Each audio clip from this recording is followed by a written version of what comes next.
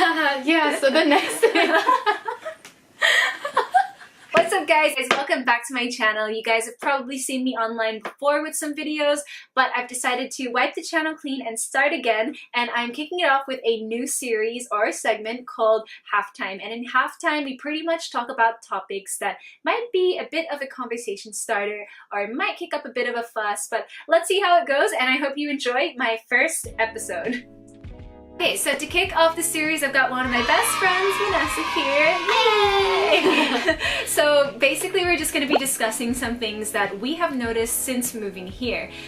For me, I actually moved here 3 years ago. Actually, it will be my 3 years in October this year. And I feel like that was enough time for me to actually gather enough information and experiences on the differences in, like, cultural differences at least, or things that have shocked me. So yeah. And we were both born in Australia, but I was raised in Hong Kong, and for a while I was living in Thailand. So I was in like Asian culture for a while, so some things weren't too shocking or too much of a surprise. But there are still some things that I came across that were like, whoa, like, what? That's something I didn't really anticipate. Yeah, right. So what was your like first thing when you came here? You were like, what? well, it's not much of a surprise, but something I found similar to Thailand, because Thailand has like when you address someone that's older, or just like when you're talking in general, you end with like that sort of word that shows respect. Ka. And that's, yeah, ka and cup, that's like gender specific and stuff. Whereas here, there's no gender specific word, but there's po, that's like your sign of respect. Like, we both moved here in the sort of modeling, acting, hosting line of work. Which means that well, I don't know about you, but like I encountered people, people who were in the same position as me, addressing people in the industry who were maybe a bit higher above us, like a boss or something. And it was kind of confusing to know whether to address them as like Tito or Kuya, like or sir. Yeah, like, whereas in Australia, I would address my normal boss just by their normal name. Yeah, the first name, I just call them like Mel or Jane or whatever it may be.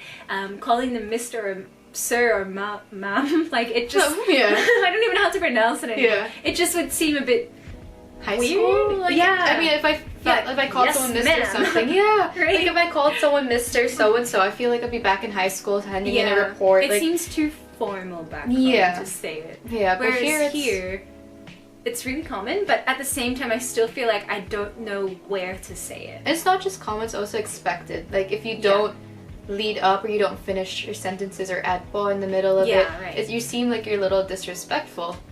But yeah, that's the thing, you don't know where the line is. Like, who do you call tita and tita? Like, I get it, your actual aunts and uncles and like your family friends situation. I don't know, like I'm still learning. I think it wouldn't be in a work situation, I don't think. I think it still would vary, like even if she's just 3 years older than you or something and she's still your boss, I feel like miss or ma'am. Another thing that I noticed as well was the fact that there is a job for literally everything. Like, it's... And that can stem into a whole other topic as well, but basically I was really shocked to see, not shocked, like taken aback that there was a job for someone to be pushing buttons on an elevator or filling up the tank in your gas car. station. The gas station. Like, those jobs to me seemed like something that, well, it was something that you would just do back home on your own, right? And the idea of sitting in the car and letting someone else do it, or getting someone else to simply push a button for you, kind of made me feel like I'm being a really lazy human being. And I get it, they're trying to find jobs for more people, but at the same time I feel like those people might have strengths in other jobs that can contribute to the world a bit better. But again, I don't know, I don't want to get into the but like tying in with the lazy thing, like another thing here, which I'm not unfamiliar with because I did grow up with this, is like a helper at home. Because like we had one growing up, we still do back home in Hong Kong. But here, sometimes it just makes you feel extra lazy. Like, I wasn't unfamiliar to it, but with you, like, you didn't really grow up with one, right? No, it's not common in Australia. It was hard for me to adjust to having a kasambahay here, because a lot of the moms that I'm familiar with back in Sydney, they generally did a lot of the work. Like, not to say that that's their job, but that's just something that they took on as instinct, to feed your own child, take them to school. Like, that was their responsibility. So the idea of even telling my friends back home, like, oh, I have a yaya, they're like, That's like for the legal? Elite. Yeah. It's like, is that modern day slavery? Yeah, but it's so normal here, and that was something that I was taken a bit. I wasn't taken back by it. I just wasn't used to it because, in a way, I made me a bit of a lazier human being, and I'll admit to that actually. So that was something, and yeah, just having things done for you, and they willingly do it. And maybe that just again goes back to the hospital. That just goes back to the hospital part. So yeah, that was something that I realized. Another thing that I noticed, especially within our industry, because I think with like corporate jobs, it won't apply as much, but not just in work, but in like social situations as well. Filipino times. It's frustrating, right? Because shoots normally you start very early in the morning. And sometimes if you had to shoot the day before, you don't get very much sleep. Yeah, that's true. So you show up on your call time, as we know to do, because that, you know, I'm sure back in Australia, as it was in Hong Kong, like if you're told to meet up at this time, it's that time. You show up like, on the dot, if not like 15 to 20 minutes later. Before. Or I don't know about you, but like if I started work at 7, sometimes I would even show up at 6:30 so I could get my morning coffee or do things that I know would take up my time. Whereas here, if they tell you like 10, everyone shows up at like 12. And it's frustrating because especially if you're lacking sleep, you could have that extra hour. Sleep. Even 30 minutes makes a huge difference. So I worked in retail. Actually, my first job was when I was 15. And my first job into actually selling clothes was around the age of 17, I think. And by that time, like, because I had a lot of experience in retail actually, and we've always been taught to like address the customers. Hi, how are you? Do you need to hand anything? All right, if you're all good, then just give me a yell and I'll come and help you out later on if you need it. But here, it seems to be different. Like they'll greet you and be extremely hospitable and friendly. But to a point where they're almost like hovering over the top of you, like they're like waiting for you to buy something. Like you almost feel as if you're stealing and they're watching you, and it just makes me not want to shop because I don't know about you, but I like to keep my headphones in. I don't want to talk to anyone, let alone to have someone from the department store hovering over my shoulder saying, hi mom sir, try this, how about this red one, how about this blue one, this is our bestseller mom. And I'm like, and it's so overwhelming. Okay, thanks, bye. And like I run out. Something I noticed when you go back to the department store, let's go back to that, and you walk down the beauty aisle and you're looking for sunblock or lotion, it's so hard to find a product that's not got whitening factors in it. Yeah, that's massive here.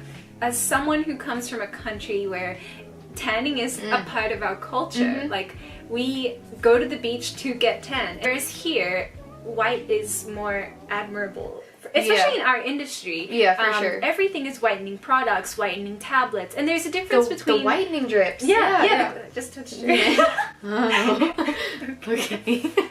But I just wish a lot more people would really embrace their color. Yeah, you're right. Because it is so beautiful, and like I just don't see the need for them to change it. But I guess it's a personal preference as well. I think they've just kind of set the standard of beauty way out of proportion. I don't know, for me, like I'm just not into the whole whitening thing. It was really hard to like find a sunscreen that didn't have like whitening plastered all over the bottle, or I don't know, it's just weird how even it's so commercialized. Like even if you turn on the TV, it's like, get this whitening product, whiter skin in just 3 days, blah blah blah. Like, can you tell I've done TVCs?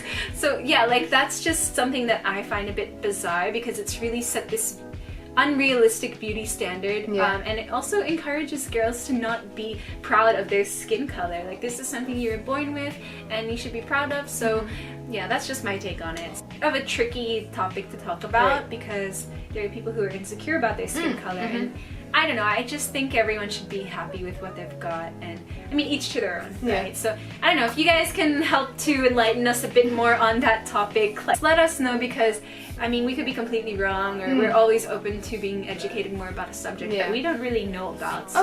We're still learning. But maybe it's different. Birthday? Like, oh my god, no way. Oh my gosh, how did you know? No, but actually you're right. I was really surprised when coming here, people close to me were celebrating their birthdays and they were the ones who had to pay.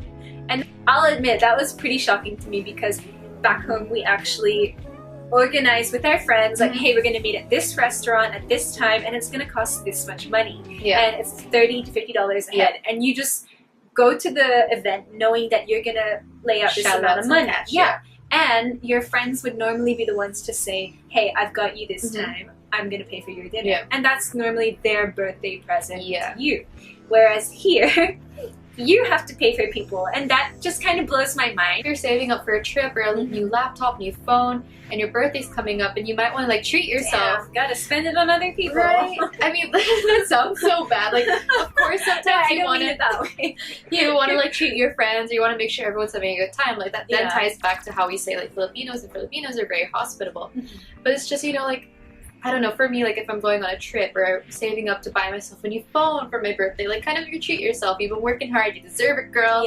And you gotta pull that plan back like a little bit, because you gotta budget out for your birthday. You gotta save X amount of money to make sure everyone at your birthday is having fun, which is not something I'm familiar with. I'm like, like I always was familiar with the situation of your friends paying, like all of you would chip in, and then maybe your closest it's your friends. birthday, like you are the one that's meant to be getting spoiled, not spoiling everyone else. That was something that took me by surprise. If you guys can explain anything a bit further or educate us a bit more, because we're totally open to being educated, let us know.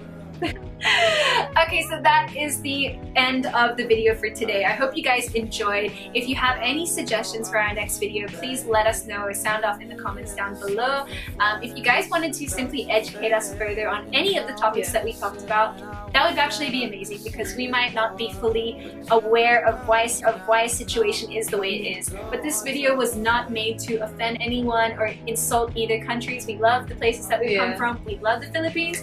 And yeah, with that being said, I hope we can see you guys in the next video, and we'll catch you on our next halftime. Bye!